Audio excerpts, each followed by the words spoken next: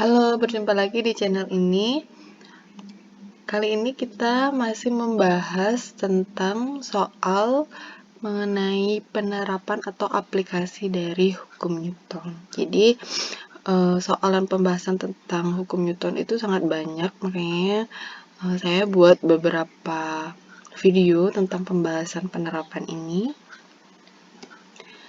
Nah, kita lanjut. Sebelumnya kita sudah bahas sampai soal kelima. Jadi ada 5 soal yang sudah dibahas. Sekarang kita akan bahas soal nomor 6. Nah, jadi di soal nomor 6 ini itu ada sebuah benda diikat dengan tali yang panjangnya 1 meter. Kemudian diputar secara vertikal dengan laju tetap 4 meter per sekon. Massa benda 0,15 kg. Yang ditanyakan adalah tegangan tali pada titik paling rendah dan titik paling tinggi. Jadi ini sejenis bandul, hanya saja bandulnya sekarang diputar vertikal ya, terbayang seperti pada gambar. Jadi yang kita ingin cari sekarang itu adalah tegangan tali di titik paling rendah. Itu berarti maksudnya saat berada di titik A, kemudian kita juga diminta mencari tegangan tali di titik yang tertinggi, berarti di titik E. Oke, kita tulis terlebih dahulu yang diketahui. Jadi yang diketahui di sini ada panjang tali L itu 1 meter, kemudian kecepatannya 4 meter per sekon, massa benda itu 0,15 kg. Kemudian kita ingin mencari tegangan di A dan juga tegangan di titik E.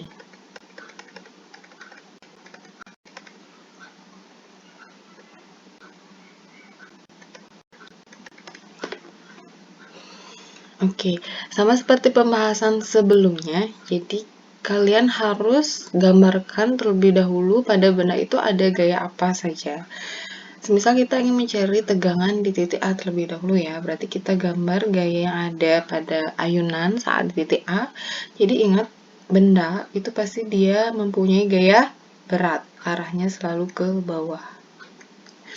Kemudian ini karena dia dihubungkan dengan tali, berarti ada tegangan tali. Cara menggambar tegangan tali itu digambar dari benda ke talinya. Jadi talinya di atas, berarti tegangan talinya arahnya ke atas. Inilah tegangan tali saat di titik A. Jadi yang ada itu hanya gaya berat dan tegangan tali. Tidak ada gaya normal karena tidak bersentuhan dengan bidang sentuh lain, tidak ada gaya gesek juga. Nah, sekarang di sini kita lihat bahwa bendanya itu bergerak melingkar. Berputar ini artinya dia bergerak melingkar. Konsepnya setiap benda bergerak melingkar itu dia pasti mempunyai gaya sentripetal. Jadi dulu saat di semester 1 di pokok bahasan gerak melingkar, kita sudah bahas ya. Jadi gaya yang ada saat benda berputar, berotasi, itu adalah gaya sentripetal, di mana arahnya itu dia selalu menuju ke pusat lingkaran.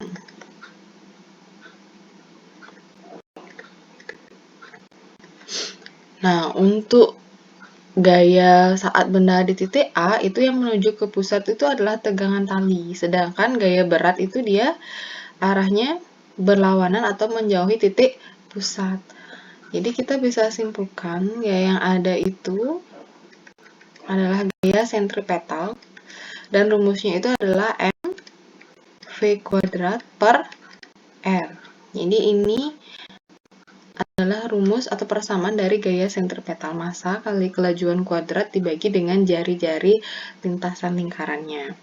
Nah, untuk Fs yang kalian lihat nanti itu adalah ada gaya Fs itu konsepnya adalah gaya menuju ke pusat lingkaran. Tapi di sini karena TA-nya menuju ke pusat, berarti setiap gaya yang nanti arahnya menuju ke pusat lingkaran, nanti kalian gunakan tandanya positif. Kemudian gaya lain yang menjauhi pusat lingkaran seperti W, ini gaya beratnya ini namanya menjauhi pusat lingkaran, berarti nanti kalian berikan tandanya negatif. Sehingga Fs yang ada di titik A itu menjadi TA positif karena menuju ke pusat, sedangkan dihambat oleh gaya berat. Jadi minus W sama dengan M V kuadrat per R.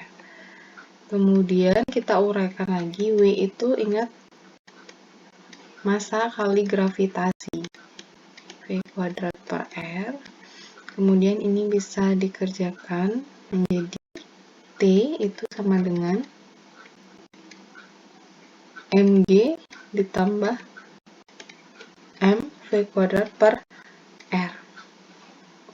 Disubstitusi nilainya, M-nya itu adalah 0,15 kali 10, kemudian ditambah, saya tulis di sini ya,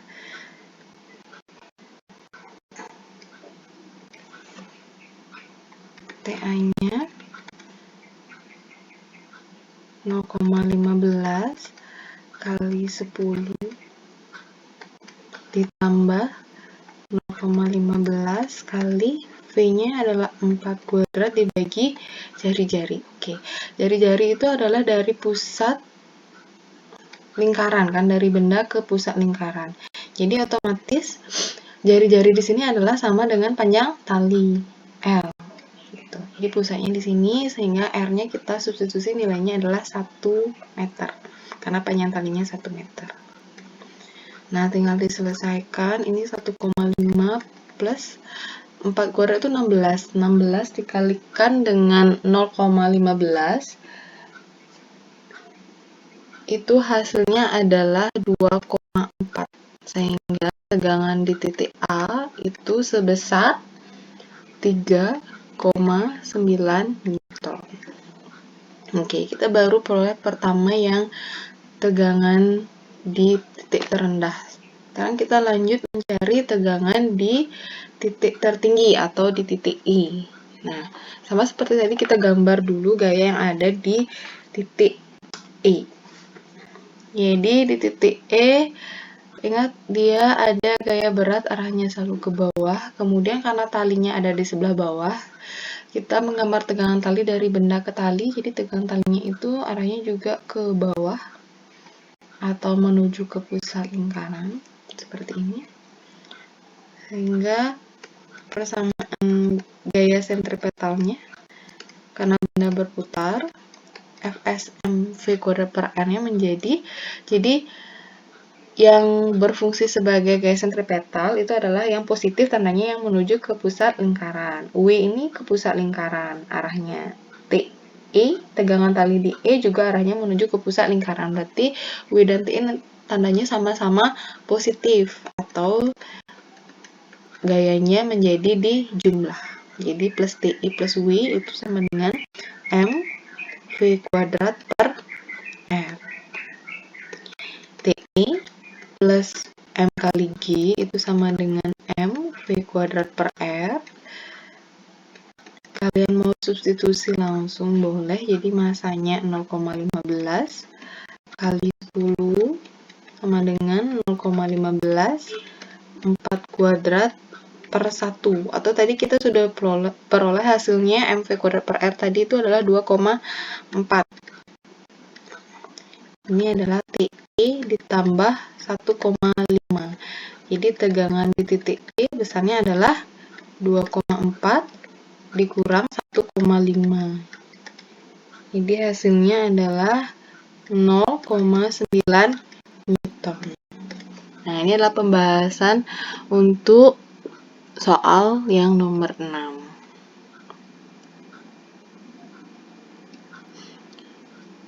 Baik, kita lanjut ke soal yang ke-7. Jadi masih di ayunan, tapi bentuk ayunnya sekarang ayunan konis. Jadi sebuah ayunan konis dengan panjang tali 1 meter berputar dengan sudut 37 derajat. Jika massa bendanya 0,1 kg, tentukan besar kecepatan ayunan konis. Baik, yang namanya ayunan konis itu adalah ayunan yang diputar secara horizontal. Jadi seperti ini, terbayang ya. Jadi ayunannya dia diputar secara mendatar, di arah mendatar. Seperti ini. Dimana yang diketahui itu adalah L-nya 1 meter, Kemudian sudut tetanya di sini 37 derajat. Masanya 0,1 kg. Yang ditanyakan itu adalah kecepatannya, kecepatan berputarnya. Oke. Kita gambar dulu gaya yang ada di benda M. Tuh. Jadi di sini sudah digambar ya. Jadi ada dari benda ke tali, karena posisi talinya miring, berarti tegangan talinya, ini tegangan talinya, ini mengikut tali T. Kemudian ada gaya berat ke bawah W, seperti itu. Nah, yang ada itu hanya dua gaya, hanya saja gayanya dia ada yang di posisi miring. Jadi maksudnya kita gunakan selalu, karena gaya itu vektor, punya arah, kita harus tahu dia ada di sumbu mana gitu. Jadi untuk sumbu X mendatar Y vertikal, W ini sudah berada di sumbu Y. Sedangkan T-nya itu belum terlihat ya komponennya di sumbu X dan sumbu Y. Berarti kita harus uraikan tegangan talinya. Tegangan talinya itu uraikan, caranya tarik garis putus-putus tegak lurus dengan sumbu X. Jadi yang ini adalah TX. Kemudian tarik garis putus-putus tegak lurus sumbu Y, jadi yang ini adalah TY. Kemudian kita bisa lihat konsep kesebangunan. Jadi kalau theta itu antara miring dengan vertikal, berarti tetanya di sini juga miring dengan vertikal, berarti di sini ya. Gitu. Sehingga kita bisa tahu bahwa TX itu ada di posisi depan sudut. Sudutnya di sini. Kalau depan berarti kita gunakan sin, karena sin itu depan per miring. Sehingga Tx itu adalah T sin theta. Kemudian T-nya otomatis adalah sebesar T cos theta. Seperti itu. Atau sudutnya 37 derajat, berarti ini T sin 37. Dan T-nya itu adalah T cos 37. Nah, berarti sekarang kita bisa lihat bahwa pada ayunan konis itu terdapat gaya di sumbu X, yaitu Tx sebesar T sin 37, dan ada dua gaya di sumbu Y, yaitu Ty ke atas dan W gaya berat ke bawah. Sehingga bisa kita kerjakan sekarang. Nah, di sini kalian bisa lihat ini juga dia ayunannya bergerak melingkar atau berputar gitu. Jadi setiap benda bergerak melingkar, berarti kita juga di soal yang nomor 7 ini menggunakan persamaan dari gaya sentripetal. Seperti itu. Jadi gaya sentripetal itu adalah gaya menyebabkan benda itu bisa bergerak melingkar. Persamaannya itu adalah M kecepatan kuadrat dibagi dengan jari-jari. Nah, sekarang kita lihat, karena dia berputar di arah mendatar seperti ini, berarti pusatnya di sini ya, di tengah-tengah di sini. Nah, kita lihat di ayunan gaya manakah yang berfungsi sebagai gaya sentripetal, atau kalian lihat gaya manakah yang menuju ke pusat lingkaran. Jadi kita sudah pasti bisa menentukan bahwa yang menuju ke pusat lingkaran itu adalah Tx gitu. Tx atau sebesar T sin 37. Dan kebetulan di sumbu yang ini, di sumbu X, itu hanya ada satu gaya ya, menuju ke pusat, berarti tandanya positif. Itu artinya T sin 37 inilah yang menyebabkan ayunan konis bisa berputar. Jadi Fs di sini itu adalah T sin 37 sama dengan M V kuadrat per R. Kemudian T sin 37 itu 0,6, masanya 0,1, kita ingin mencari kecepatan per R. R di sini adalah jari-jari. Jadi kalau kita lihat yang namanya dia bergerak melingkar, pusatnya di sini, berarti jari-jarinya itu adalah yang ini. R. Nah, sehingga sebelum melanjutkan persamaan ini kita harus mencari R-nya terlebih dahulu, seperti itu. Atau untuk lebih jelas kita gambar ulang di sini. Jadi ini posisi ayunannya seperti ini tadi. Jadi dia sudutnya di sini 37 derajat. Kemudian ini adalah panjang tali L dan ini adalah jari-jarinya yang kita cari R. Nah, setiap ada segitiga siku-siku kita pasti akan menggunakan persamaan trigonometri ya. Sin, cos, atau tangan seperti itu. Jadi untuk R di sini dia adanya di depan sudut 37 derajat. Berarti kalau di depan kita gunakan persamaan sin. Sin 37 itu adalah depan per miring. Depan sudut itu adalah R. Per miring, miring itu miringnya adalah panjang tali L. Sehingga R itu sama dengan L-nya pindah jadi kali silang ya, L sin 37.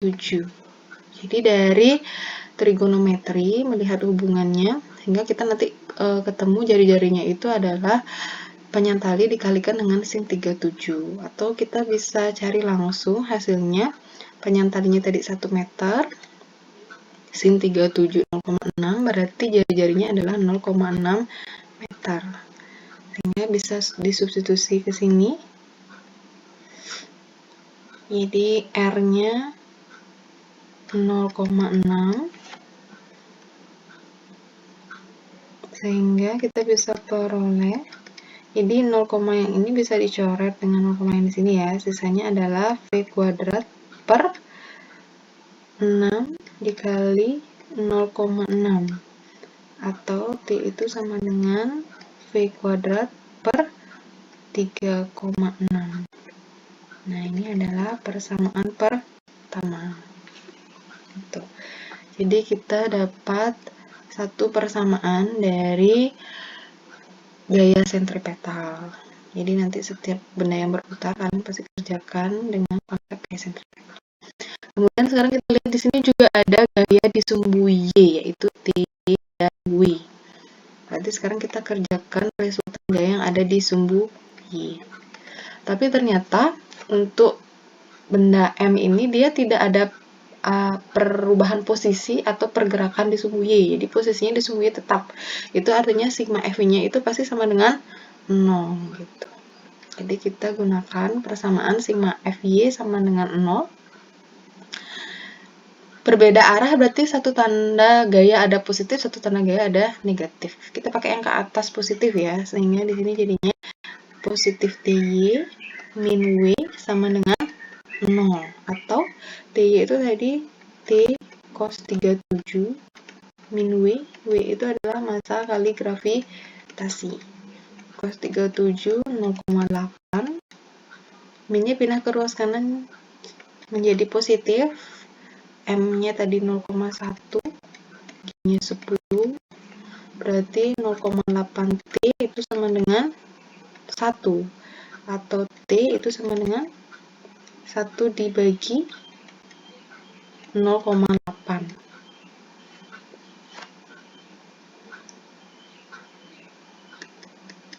Ini hasilnya menjadi 1 dibagi 8 per 10, itu 10 jadi naik ya, menjadi 10 per 8,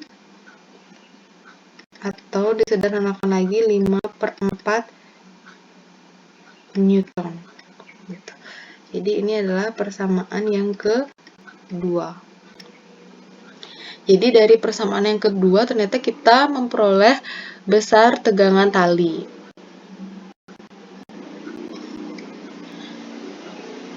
Kita punya dua persamaan. Persamaan satu tadi T sama dengan V kuadrat per 3,6. Persamaan kedua T-nya sama dengan 5 per 4 Newton. Sehingga nilai T di persamaan kedua kita bisa substitusi ke persamaan satu. Sehingga diperoleh T itu sama dengan V kuadrat per 3,6.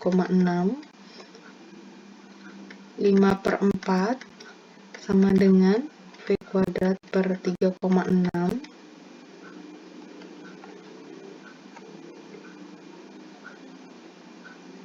atau V kuadrat sama dengan, ini bisa kita coret, sama-sama bagi 4 menjadi 0,9. Berarti V kuadrat itu sama dengan 0,9 dikali 5.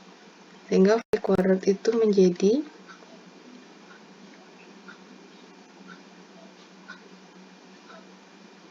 9 kali 9 per 10 kali 5. 5 dibagi 10 2, berarti 9 per 2 ya. Sehingga V itu menjadi akar dari 9 per 2 itu adalah akar 9-nya keluar jadi 3, kemudian 2-nya tidak bisa keluar akar, berarti menjadi 3 per akar 2. Jadi nilai dari kecepatan ayunan konis itu adalah sebesar 3 per akar 2 meter per sekon, seperti itu. Kalau misalkan ini kalian ingin rasionalkan lagi, boleh. Ini kan menjadi sama-sama dikalikan akar 2 per akar 2 menjadi 3 per 2 akar 2 meter per sekon, seperti itu.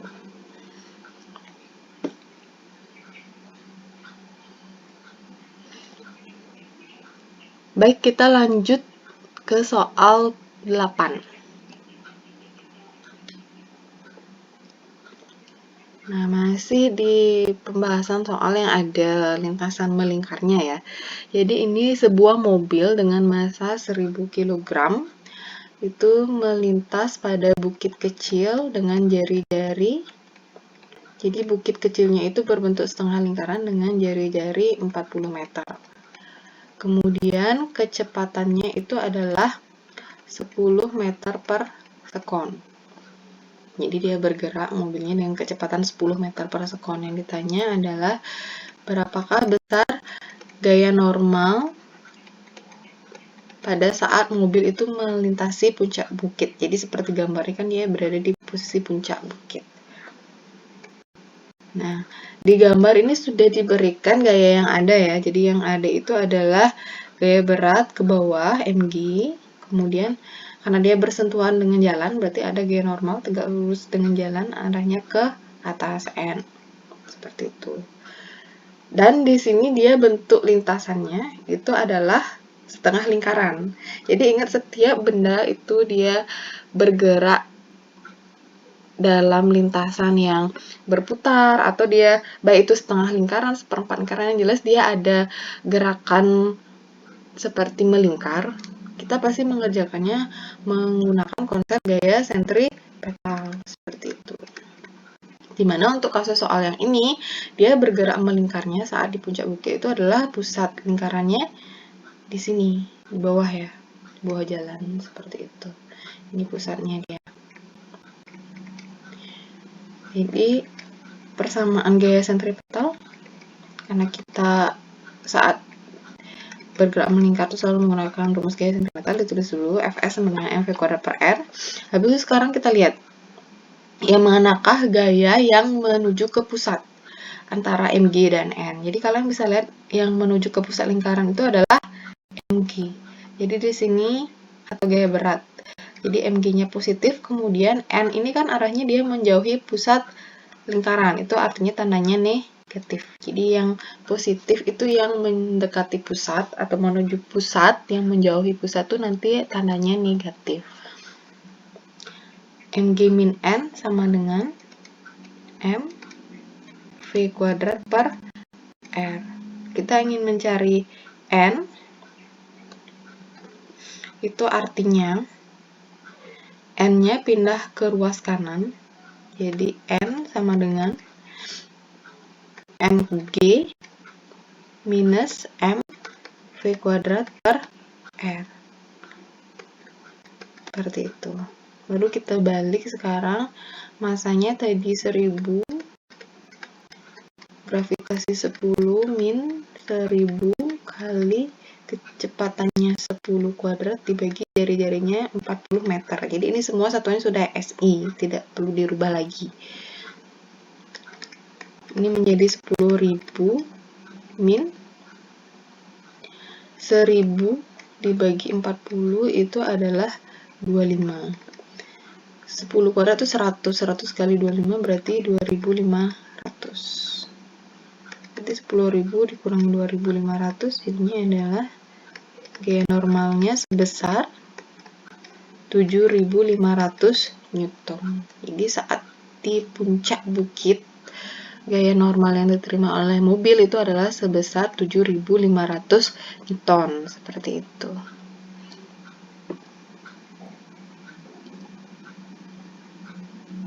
Nah, lanjut lagi soal 9.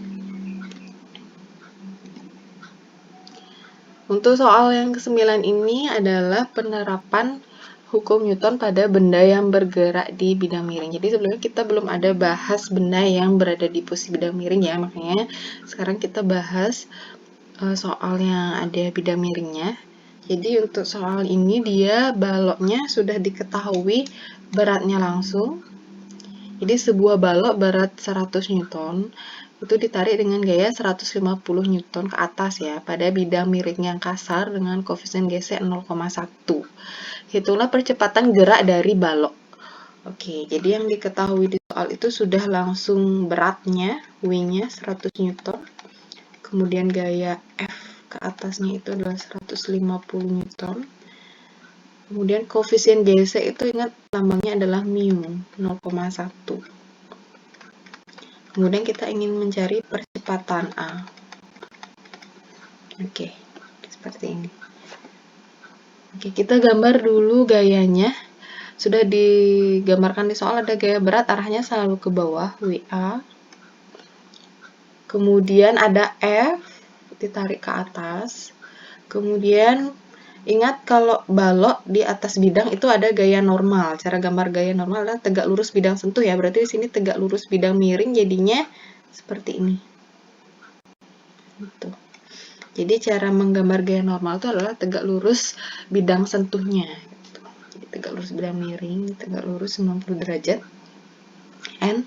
Kemudian ada kata-kata di sini bidang miring kasar. Berarti tandanya ada gaya gesekan. Cara menggambar gaya gesek ingat berlawanan dengan arah gerak benda. Jadi bendanya ditarik ke atas, itu artinya gaya gesekannya itu arahnya adalah ke bawah ini. Gitu. Benda ditarik ke atas kan itu artinya benda pasti bergerak ke atas kan, berarti gaya geseknya arahnya berlawanan. Jadi FG-nya arahnya ke bawah. Seperti ini.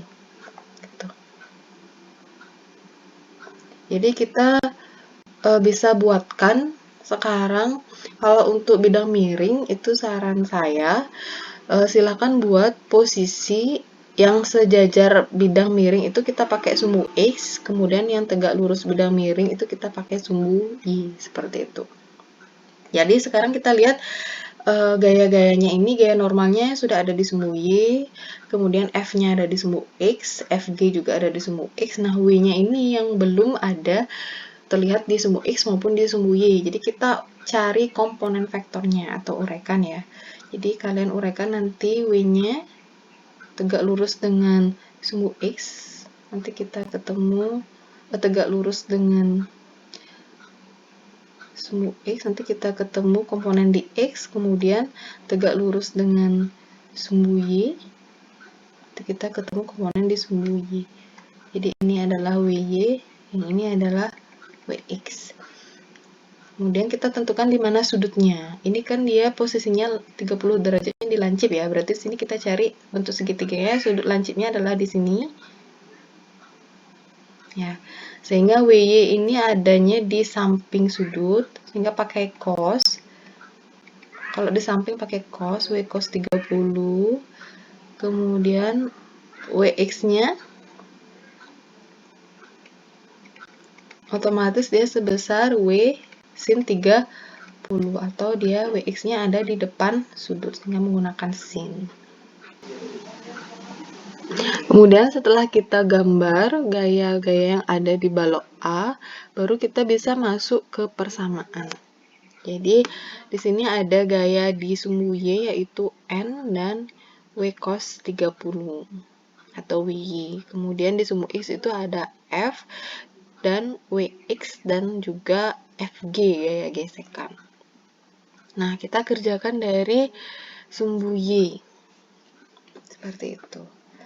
Jadi bendanya di sini dia pergerakannya itu adalah di arah sumbu X ya.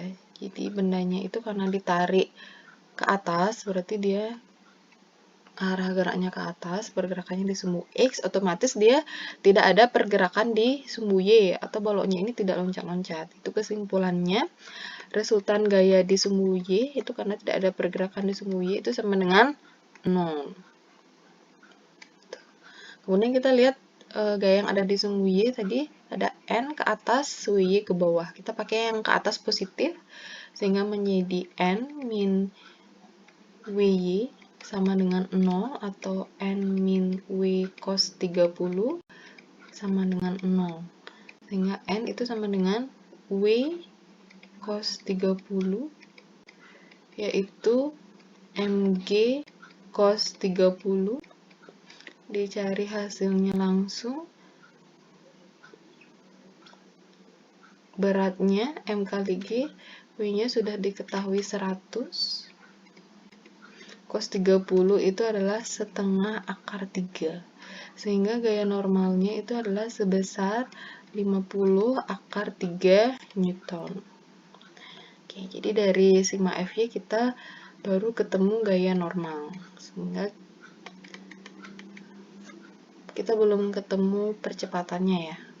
Nah, untuk mencari percepatan kita gunakan gaya yang ada di sumbu X. Itu karena dia gaya pergerakan baloknya itu adalah di arah sumbu X. Jadi setiap ingin mencari percepatan kita pasti masuk ke rumus sigma F sama dengan M kali A. Itu sudah pasti. Ini adalah penerapan dari hukum Newton yang kedua. Konsepnya sigma F di sini adalah gaya yang sejajar dengan arah gerak benda. Maksudnya ini bendanya bergerak sejajar bidang miring atau sumbu X, berarti kita pakai sigma F yang ada di sumbu X. Yang tandanya positif, ingat, adalah yang searah dengan arah gerak benda. Jadi bendanya bergerak ke atas, sehingga yang tandanya positif itu adalah F karena ke atas. Kemudian WX ini dia ada di sumbu X juga, FG juga ada di sumbu X, tapi dia arahnya berlawanan dengan arah gerak benda, berarti tandanya negatif. Berarti min WX dan min gaya gesek sama dengan M kali A. Jadi hanya ada 3 gaya di sumbu X, sehingga susunannya hanya F min WX min FG. Kalian mau substitusi nilai F langsung boleh, 150 min WX itu tadi adalah W sin 30 min gaya gesek, ingat rumusnya adalah mu kali N. Jadi FG itu persamaannya adalah mu kali N sama dengan M kali A. Oke, masanya kita bisa cari dari persamaan W ya. Jadi W itu sama dengan massa kali gravitasi. Gravitasinya 10, beratnya 100, otomatis massanya itu nilainya adalah 10 kg. Jadi kalau beratnya 100, otomatis massanya tinggal dibagi gravitasi saja. Jadi massanya di sini 10 kg. Kita ingin cari A kali A. 150 min W-nya tadi 100 Newton, sin 30 itu adalah setengah. Koefisien geseknya 0,1 dan gaya normal kita tadi sudah ketemu hasilnya, itu 50 akar 3 sama dengan 10A. Sampai di sana kita sederhanakan yang ini ya, bisa 150 min 100 bagi 2, 50 min 0,1 kali 50 itu adalah 5 akar 3 sama dengan 10A. 150 kurang 50, 100 min 5 akar 3 sama dengan 10A. Kemudian Nah, untuk akar 3 itu nilainya di matematika sebesar 1,73 ya. Jadi kita bisa ganti substitusi langsung. Ini dikalikan itu hasilnya adalah 8,65. Kemudian 91,35 sama dengan 10A. Jadi A besarnya adalah 91,35 dibagi 10 ya, atau sama dengan 9, jadi maju satu angka desimalnya 9,135. Satuan percepatan itu adalah meter per sekon kuadrat, seperti itu. Nah, itu dia soal-soal mengenai penerapan hukum Newton. Jadi kita sudah bahas untuk penerapan hukum Newton itu ada 3 bagian, dan ini adalah bagian terakhir. Semoga kalian bisa memahami, bisa paham tentang materi penerapan hukum Newton ini. Silakan nanti jika ada yang ingin ditanyakan atau mungkin kalian ketemu pembahasannya berbeda, itu kalian bisa tulis di kolom komentar. Kemudian silakan like dan subscribe juga untuk mengikuti video-video selanjutnya. Jadi masih akan banyak kita bahas lagi video-video tentang konsep dan materi di fisika. Tentunya lebih banyak ke soal dan pembahasan ya. Baik, sekian. Terima kasih.